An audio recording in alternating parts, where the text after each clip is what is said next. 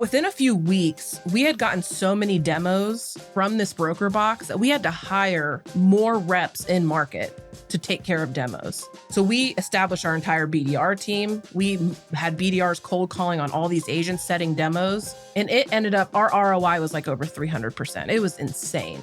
Welcome back, everyone, to the Insurance Growth Lab. I'm Callan Harrington, and today I'm joined by Jennie Lyttle. Jen is the sales director of SALT. And if that name sounds familiar, Jen has been both a co-host on the show and also a guest. I highly recommend checking out episode 17 of That Worked to check out her full story.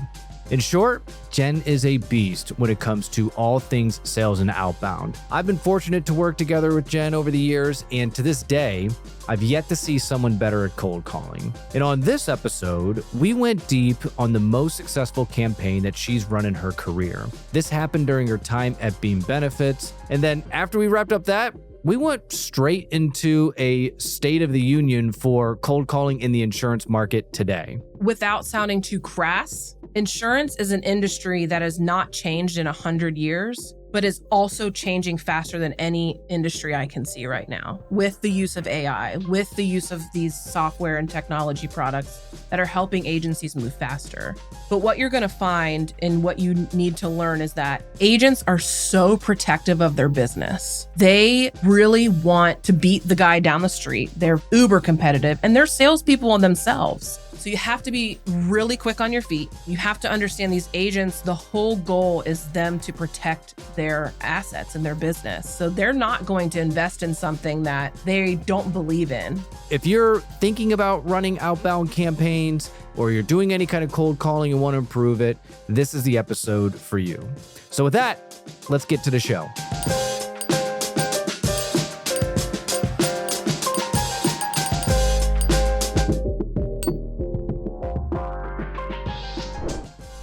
Jen, welcome back to the show first. Thank you. I'm excited to be back. Easily between co-hosting and your own episode, by far the person that's been on the most. Maybe Sullivan, pretty close between you and Sullivan for sure. It's so fun to be here. Every time I get a message from you that you're like, I have an idea. 90% of the time, it's a great idea. 10%, just total flops. You got to keep shooting though. You have to keep shooting. Yeah, exactly. All right. Here's where I want to start this out. When I say the words, "Hey, Jennie," I see you're laughing already. What does that mean to you? So we recently did a campaign, went out to thousands of agents. Most are customers because we were announcing a new feature. And the campaign is set up to have emails come back to me so I can address sales potential, service potential, what have you. Yep. You're triaging these emails that come back. Moving them out, and just getting insight into what our customers are saying is really important to me. So I start getting some of these emails, and finally I get an email from one of our power users that says, "Hey, Jennie, I don't have a Jennie in my office. Did you mean to address this to another agent?" And so I finally scroll down to the email. I obviously didn't do the campaign. I can't say enough about our marketing team. They are incredible. But we've all made this mess up. Instead of writing, "Hey, the contact's first name," it was, "Hey, contact owners." So in other words, whomever owns the contact in HubSpot, it was saying, hey, so if I owned it in HubSpot, it said, "Hey, Callan," it's addressing the agent by your name, yes, not the agent's name. Again, easy to, because when you're putting in HubSpot, obviously the personalization, really easy to click the wrong one. We've all been there. 1,000,000%. And if anything, it gives some humanization to emails. And it was just like that WTF moment. Oh no, what do we do? How do we address this in a professional way? Do we ignore it? What do we do? So my marketing team and I got together and we're like, okay, what do we do? How do we fix this? And so we decided to just own it. And we sent out a really witty email afterward that just said we apologize, or oops, I forget what the subject line was. It was really witty and great. And in the email, we asked them to give us puns off of our company name that would make them laugh. And we got so much great response from this email of our mistake. And that just reminded me, it's with all the AI in the world and all the stuff that's going on, people like to remember that there's a human behind the computer. And it it was flawless. I think if we could do it all over again, I might. You might do it on purpose. Yeah, you might do it on purpose. I might do it again because it was great, and our marketing team owned it. It was such a great learning lesson. I think is one of my favorite things about just working in general. But yeah, it was great. We got a lot of great response. A lot of agents giving us really funny feedback, and oddly enough, a few agents like signing up for like their renewal calls and just engagement. So I'm not surprised. It's funny. You always think that that's going to be a death sentence. I remember, I know you remember this well, back at, so we used to work together at Shipyard and Smart Harbor and multiple times throughout the years. But Nick's going to kill me because I'm going to straight up call his name. Nick was on the episode a few episodes back, who is a absolute expert. I mean, totally. And so that's why I like to, I'm saying that specifically so people know it doesn't matter. Like, and so Nick, I mean, he is one of the smartest people I know. And especially when it comes to RevOps. So Nick loads up, I think it was 10,000. Yeah. And this was a list that we had gotten. He uploads this list and he uploads we didn't have like the first names and last names of all the principals. So we had a ton of those that just had no name, but we had this is agency principals, the address and everything else. So there's like 10,000 unknown unknowns. That's what we had to input it as. But the funny thing is he actually spelled unknown wrong. So it said unknown uncount. Do you remember when you sent that email? Yes, because I, again, started getting some of those back. And I'm like, I remember Nick sat behind me. And he was, to Nick's credit, was so young in this. He was, I think 19. Fresh off of being an intern. Yes. If not potentially still interning, which Nick interned his freshman year in college. Right. This dude's been doing this for a long time. Forever. All right, go ahead. Sorry. But he sat behind me. And I remember I just slowly turn around and look at him. And he already knew, like he already knew that he had screwed that up. And I'm like, what did you do? And he's like, just go with it. Just forget that we did it and just call these agents and figure out who they are. And oddly enough, I closed my first deal off of that email. Which is still crazy. But it's like, deal. You think these things are going to be devastating. And it's not to say that you don't feel it. And yeah, I am sure there's a number of those that immediately unsubscribed. Or actually, you know what? All right, this is like 12 to 15 years ago, there was no one subscribed to me. I left them things back in. I shouldn't say that, but it's true. I learned that you need to keep that clean. But this was a long time ago. Anyway, I digress. But I love that story. Because it is so true. How you own that matters by just saying it's like, yeah, that's on. We did it. That was not good. Yeah. And HubSpot has gotten smart enough that probably enough people did it that now they have a fallback option. Fallback to, hey there, or hey, so-and-so, or whatever the term is. But enough people have probably said, I screwed this campaign up. Yeah. You need a fallback. And they now have that. Well, I would love to just see, it's like, okay, are they about to queue up 2,000 emails to themselves? Yes. Okay. Maybe we should double check on this. The area that I'm really actually the most excited to dive into and get into the weeds on is this. I'm excited because we're going to go through a specific campaign. Yeah. Which I don't know if it's been a few weeks since we went through a specific campaign, but this one's really interesting to me. Yeah. The broker box. Tell us about the broker box. Yeah. So at my time at Beam Dental, which is now Beam Benefits here in Columbus, Ohio, this was year pre-pandemic. We had started opening markets. And when I say markets, it was states. We were starting to go live in certain states with our product. And that enough was just hectic, right? You're hiring multiple sales reps per state and you're bringing these new sales reps in. You're trying to figure out how to get demos. You're trying to get demos to hold. No one knows who you are. Yeah. And we had these toothbrushes.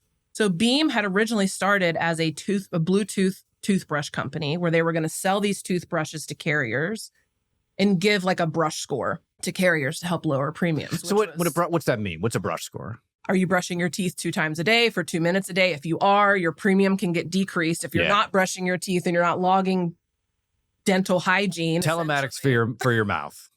That's what they know. It's similar to like, I forget the company, but they would, maybe it was Progressive where you got a snapshot. They put something. Yeah, absolutely. Telematics. Yeah, absolutely. It's exactly the same thing. So we had all these toothbrushes in our warehouse because we became a carrier at that point. And I decided basically our CRO came to us and said, we need more demos. We need to figure out how to get in market, get demos on the calendar, figure it out. So I went and figured it out without asking. So what I did is I drummed up about it was close to 1,000 of these broker boxes, maybe like 750.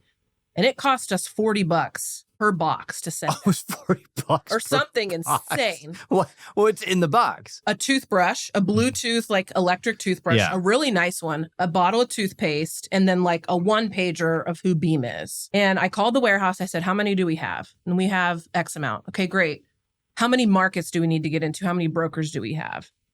And I went to my sales team and I said, okay, these are the states we have open. I need you each to pick 10 to 20 agents that you want to send a broker box to. Hand cherry pick these agents that you want to send to. We did. I called the warehouse. What was the total number you sent to? It was over like 400. Okay. It was a lot. I mean, the amount of money I spent without permission was pretty incredible. I actually look back on that. I'm thinking I probably could have gotten fired for that. Probably. Maybe should have. But once they all went out, we started slowly getting trickle in from brokers. But before we started getting trickle in, my boss at the time came to me and was not happy that I did this without asking. Yeah, I get it. Was not pleased with me. But I said, look, we need demos at all costs. We are a brand new brand. People don't know who we are. We have to get in front of these brokers. And it was like summertime. So brokers, as you know, agents aren't in the office a ton. They could have been sitting at the doorstep for a couple of days. But within a few weeks, we had gotten so many demos from this broker box that we had to hire more reps in market to take care of demos. So we established our entire BDR team. We had BDRs cold calling on all these agents setting demos. And it ended up, our ROI was like over 300%. It was insane. And, I eventually went back to my boss at that time and I said, look, I know I did this without asking. I know I should have probably put a business case together for you to see it, how much it costs, what I'm expecting. But we have a good problem on our hands at this point. And so that was really successful because it got the product in the hands of the agent when insurance isn't something material. You can't touch it, feel it, understand it. You just talk about it. And so when we have a product in hand, it really set us apart. It scaled so well that it became a constant campaign. Every time we opened a new market, we handpicked agents we wanted to send broker boxes to, and we send them out. And that became a constant campaign at Beam. After the entire story ended, it was even BDRs would come to me and say, I have a new broker that I want to send a broker box to. And we had something in Salesforce that you could click broker box and it would trigger the warehouse and do all the things. And it was pretty incredible. It was one of the moments that I'm like, not my finest moment doing that behind the back of my boss, but at the same time, it's one of the best campaigns I've ever run.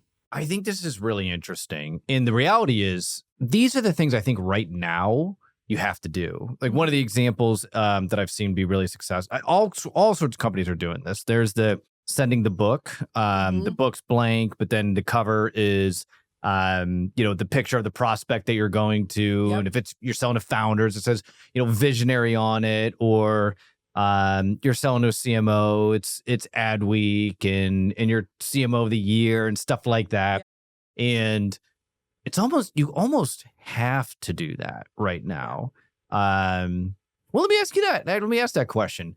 How are you finding cold calling into the agency market right now? Cold calling still works. I mean, I'm a firm believer that, we're ramping up our team right now to actually put in place someone who can come in and start cold calling on these lists. Because right now, we are very blessed to be an inbound first company. We have agents coming to us because they've heard of our product. They know what we do, which is great. But we don't have someone sitting in the seat right now cold calling. And that is such a miss on strategy that was one of the first immediate things when I came to Salt was, we got to have someone sitting in the seat and doing it. And I'm doing it today. And I love it because if I can get an agent on the phone in 10 minutes and talk about what we do, who we are, and find the need with the agent, that leads right to a demo. It's not emailing back and forth all the time. And do you want to schedule a demo? Click here for my calendar. Are you free? It still works.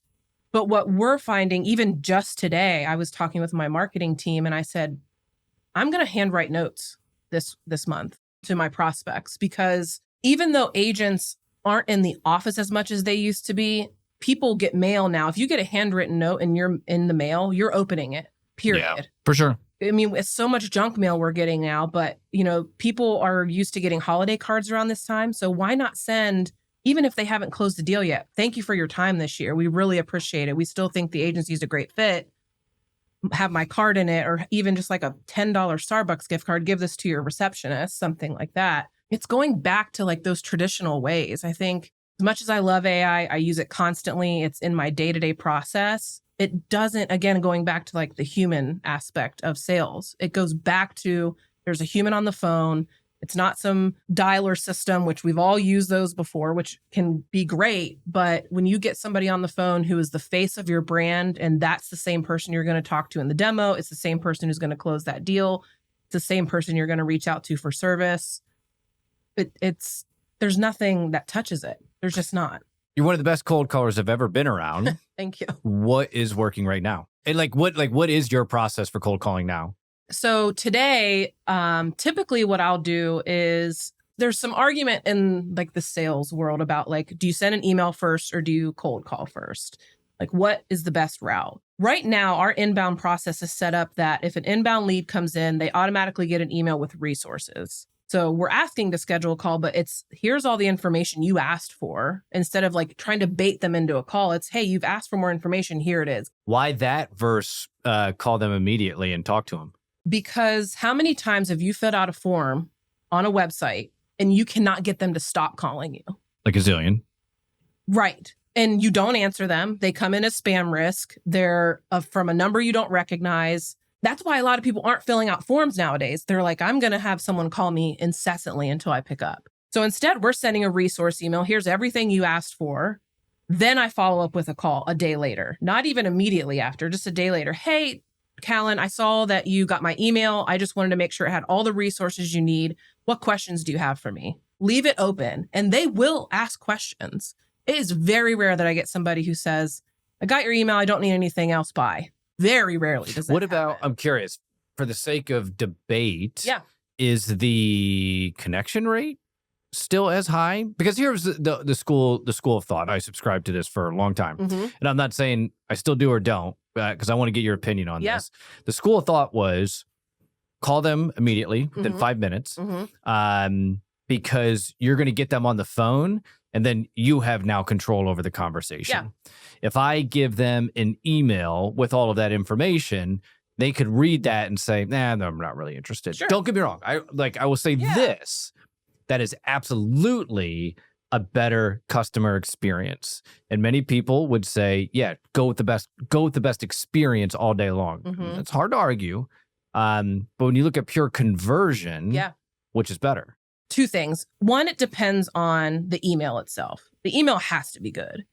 We have a huge open rate on that email. It's pretty incredible. It's like in the 80%. I would expect that, though. Right. So they request information, they get it. Now, mind you, we have two paths on our website. Are you ready for a demo right now? Great, book it. Do you just need some more information? If you just need more information, you're not asking for someone to call you, or else you would say request a call from sales. What I find, though, is as soon as they open that email, HubSpot does a fantastic job of alerting you as soon as that email's opened and alerting you when they've clicked certain links in it. When you call, you can reference that open and say, hey, I saw that you clicked on our pricing link. Did you have any questions on our packages? You're personalizing the phone call to what they opened and what they're interested in.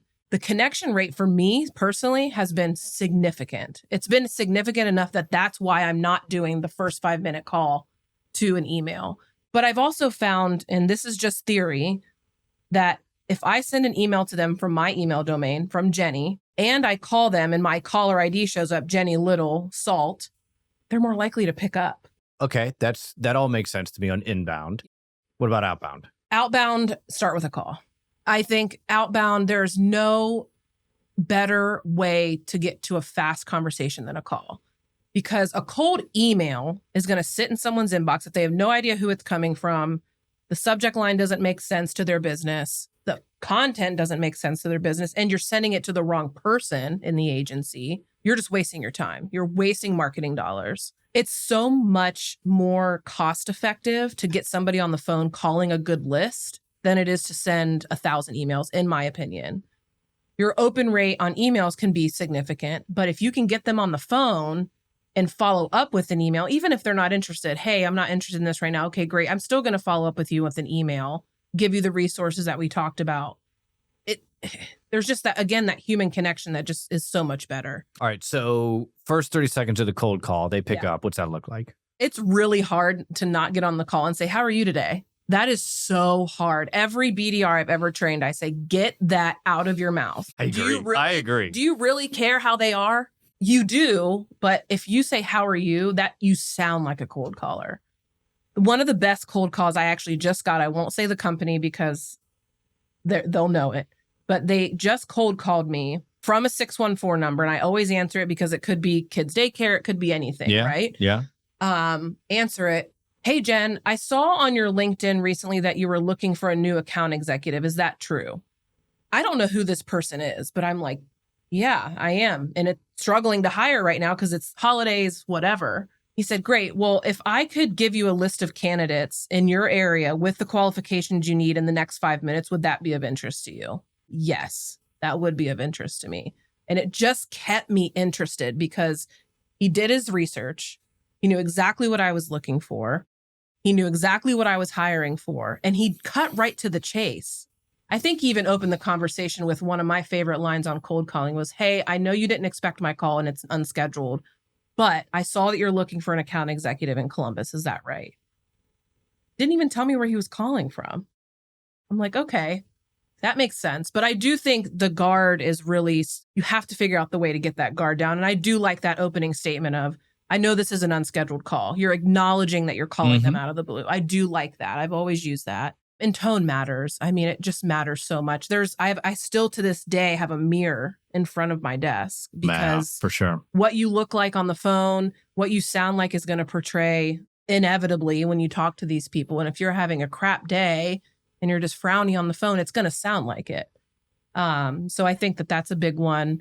But I also think cold calls shouldn't last more than, I mean, if you can keep them on the phone for 15 minutes, great. Well, what's your purpose of that first call?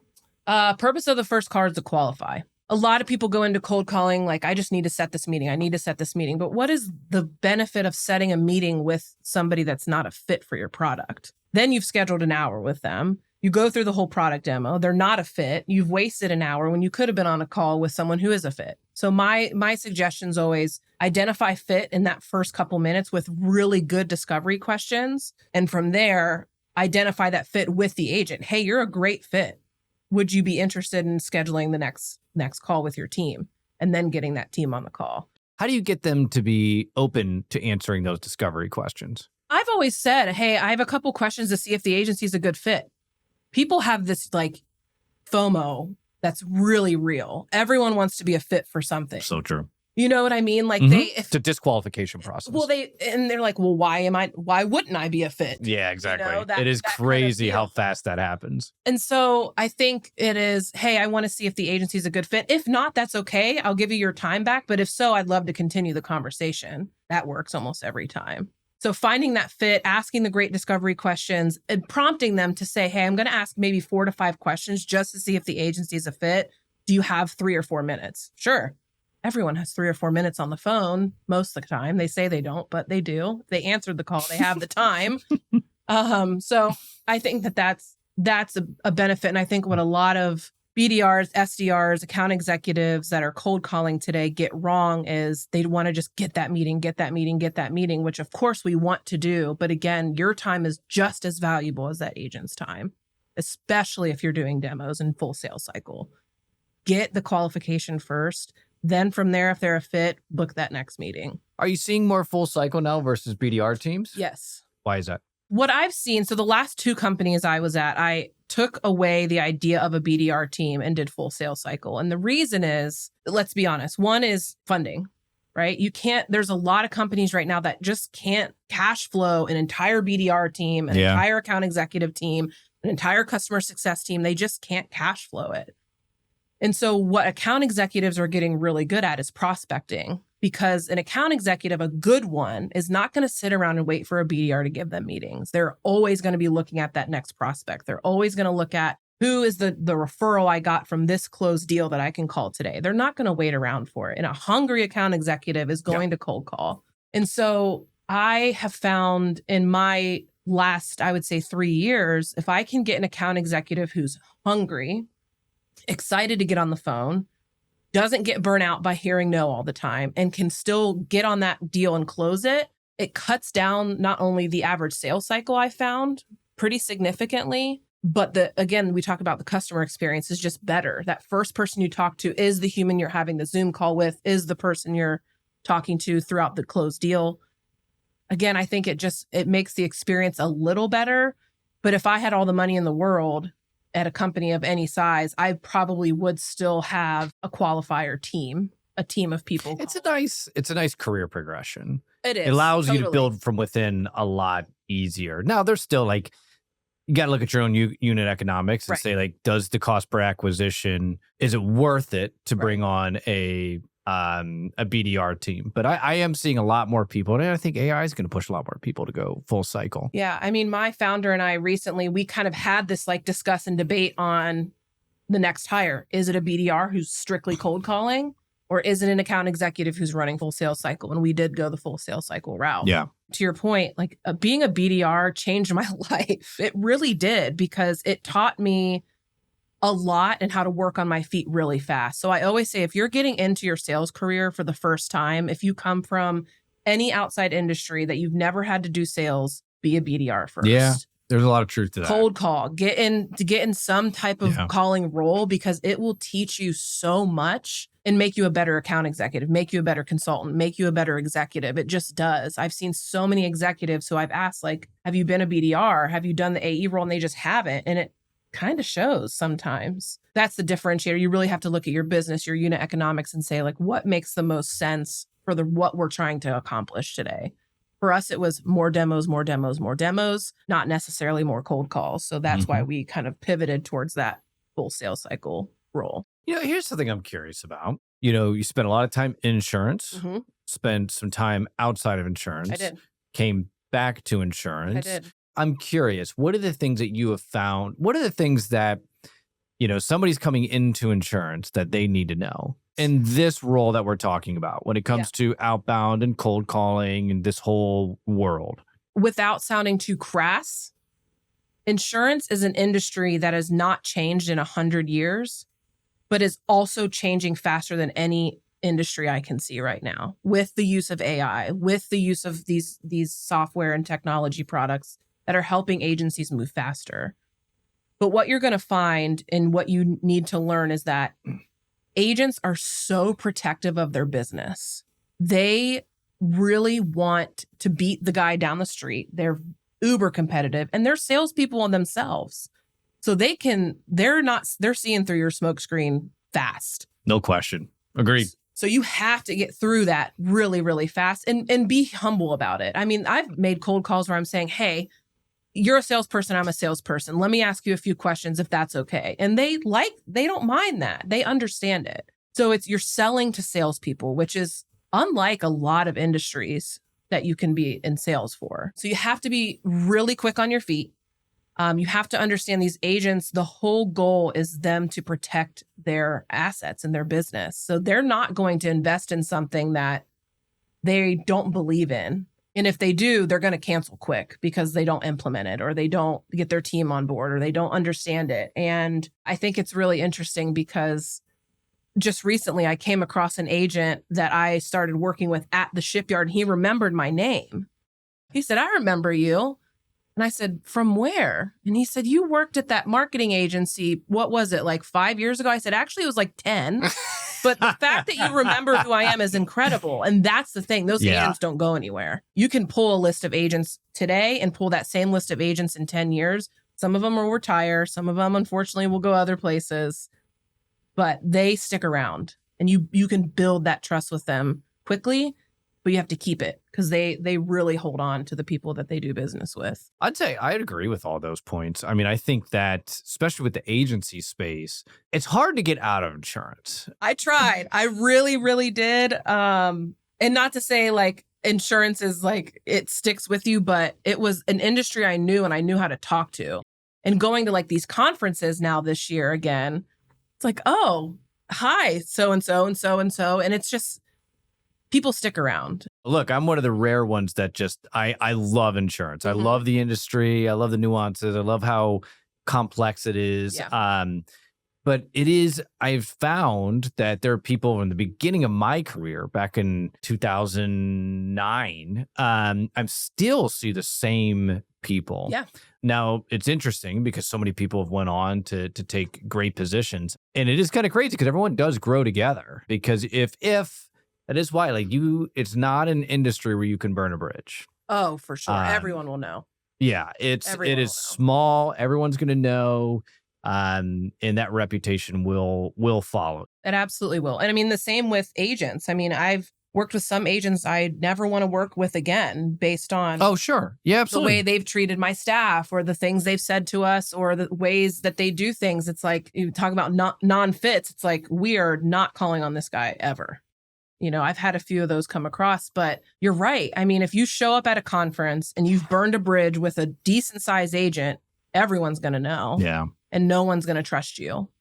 So I completely agree with that piece of it. Doesn't mean you can't, like, tie in a full circle to earlier. Doesn't mean you can't, right the wrongs. Sure. And then prove, but you're gonna have an uphill battle to climb. Yeah, agreed. It's not to say like, yeah, you should still be taking risks and making mistakes and stuff like that, right. Especially if you're innovating. But I mean, that was one of the things that I always found. Whether that was at Smart Harbor or Bold Penguin or any of those companies, the majority of agencies have a pretty high patience on a product.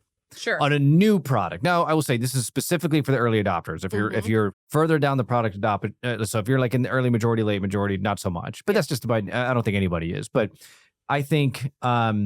Meaning like any other industry, same thing's going to happen. But I have found they will be very patient with your product if the service is really high.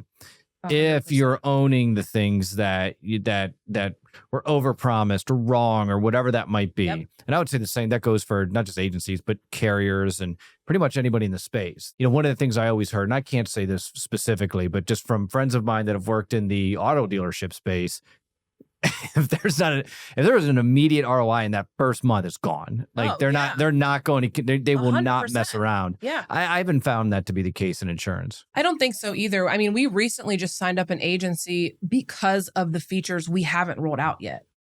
And they just did their onboarding call. I just got the call on my way here and our onboarding specialist said to me, she's a great fit. She's excited about the product. It's going to work really well for her. But she's more excited for this product we're releasing the end of the year, top of the first of the year. And to your point, if we don't deliver, if we don't have that service intact, if we don't keep her updated on how things, even if we say, hey, we promised you the first week of January, it's looking like it's going to be in February, that momentum of keeping in front of the customer is always going to pay off. They will always stick around. And we talked a little bit about, too, agents who, early adopters, to your point, if they can see the vision, if you can paint a vision and like the end result of using your product to the agent, that's the end all be all. It's not selling what this product can do for you today. It's here's what can happen to your agency if you implement this product over time. That's the big win. Oh, and I would say let them co-create it with you. Yes, correct. Correct. Most of those early adopters want to be a part of that process. They do. And they'll let you in. They'll let you into their office. Get into their office. Get into an insurance agency's office. It will open your eyes to a whole different perspective if you just go make those trips. Agreed. I was actually just at an agent's office in the fall who I met at a conference. He was oddly enough here in Pickerington. And I said, can I just come down here? And it was it's not a large agent. It's a small agent, but just sitting in his office for 2 hours. Yes. And seeing how many phone calls he answers, how many people walk through the door, how many claims his receptionist, who was his daughter, is doing. You're a bother when you cold call these people after seeing how busy they are. So you have got to get in a way that helps them understand how you're going to benefit them, not how you're going to benefit your own product. So to your point, we did a beta test this year with one of our new products, and our customers were like chomping at the bit to get in this beta test. And it's like, okay, why don't we just release it then? It's like, well, we want to release it when it's great. It's like, let's just release it. And we did. And it's great. It's been fantastic. And so you're right. HubSpot does the same thing. They have all these like beta things that as an early adopter of HubSpot, I want to know. I want to know what's releasing. I want to know how I can move faster in this tool. And it makes you feel like part of the process, which I love. That that, to your point, it's like you help co-create this product together and then they feel like it's theirs. Okay.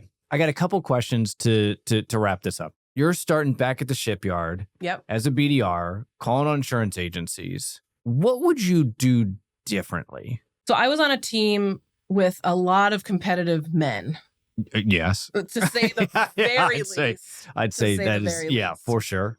And when I would outperform them, which wasn't all the time, but there was some cases where I got too cocky.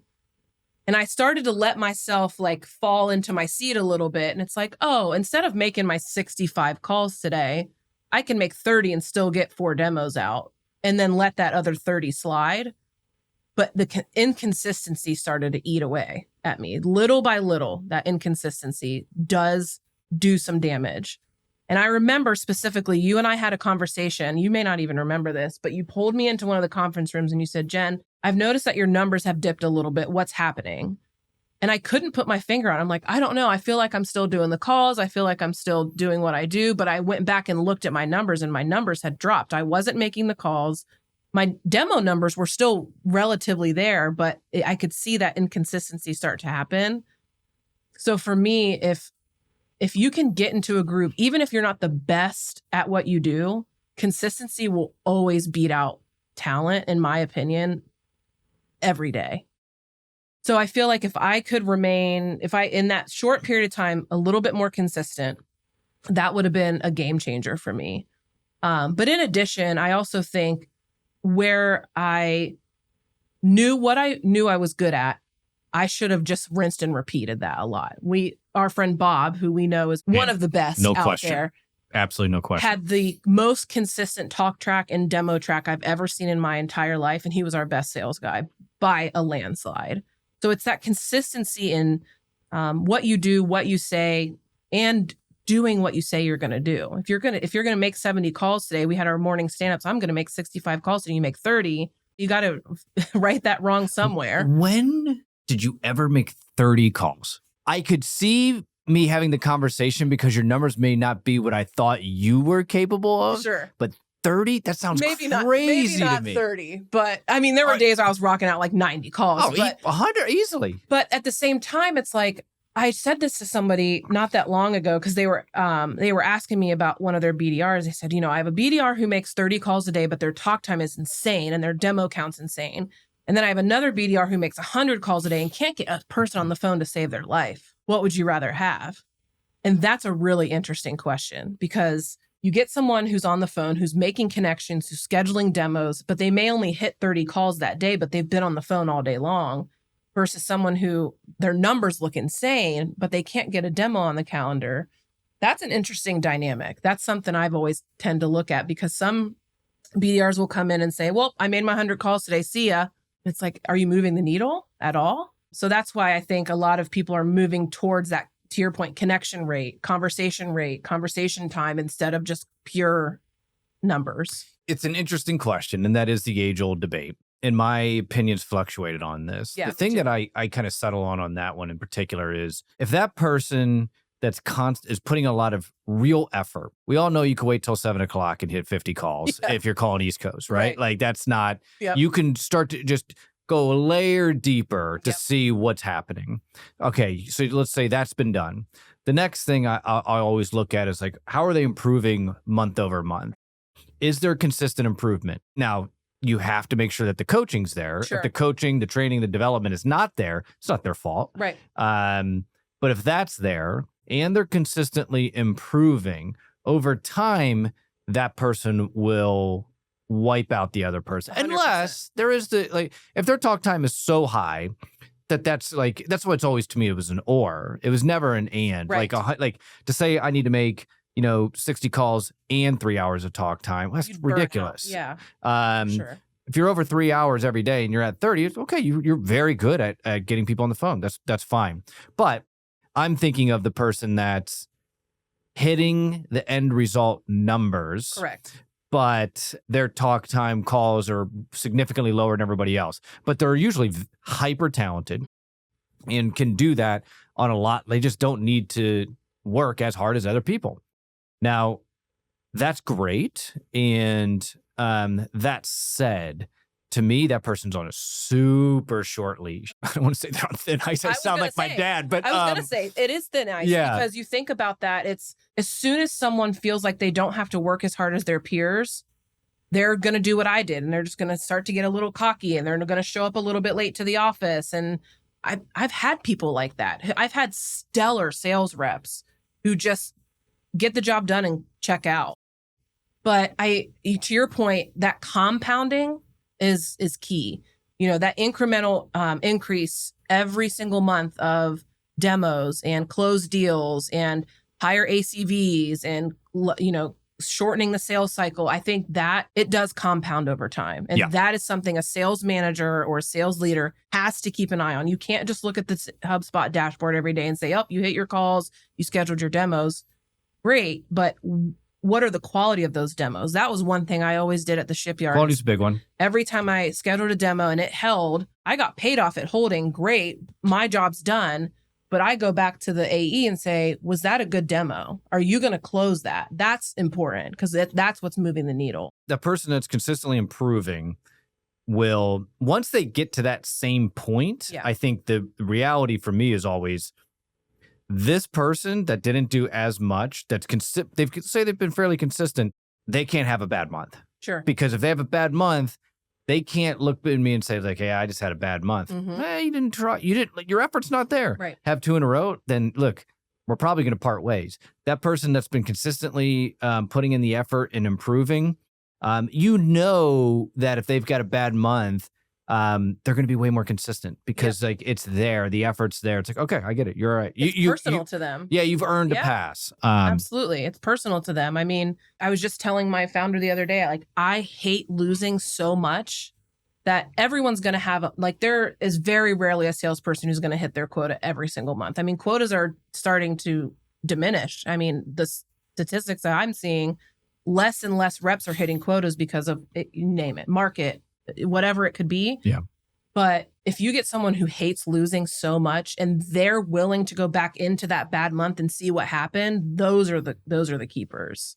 Not someone who's like, to your point, I just had a bad month, I'll get back to it next month. And then you start to see that digression. That's a real thing. And I think that is something that's a profile that I always look for, as someone who can take accountability, hates losing, but also can see and identify where they went wrong a little bit or where their numbers are starting to self-reflection. Absolutely. Correct. Yes, absolutely. Yeah, I think it's huge. Jen, this was a lot of fun. Yeah, always. Thanks for coming me back on. Soon. Oh, 100%. I hope you enjoyed Jen and I's conversation. I love talking about how Jen turned an unscalable campaign into a highly profitable staple of their go-to-market strategy. If you want to learn more about Jen, you can find her on LinkedIn in the show notes. Also, if you like this episode, you can find me on LinkedIn to let me know. And if you really want to support the show, subscribe to us on YouTube, give us a review on Apple Podcasts or Spotify. Every time you do, it is very much appreciated. Thank you for listening, and I'll see you next week.